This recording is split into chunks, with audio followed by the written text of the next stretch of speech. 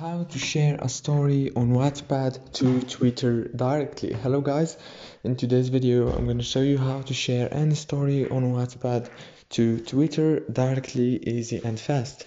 So first thing you have to do, go to Wattpad. Now choose the story that you want to share. For example, I choose this one. All what you have to do is go to the top corner right here and click on this little icon. And now choose Twitter right here. It's very easy and I hope this video helped you. Thank you so much for watching this video until the end.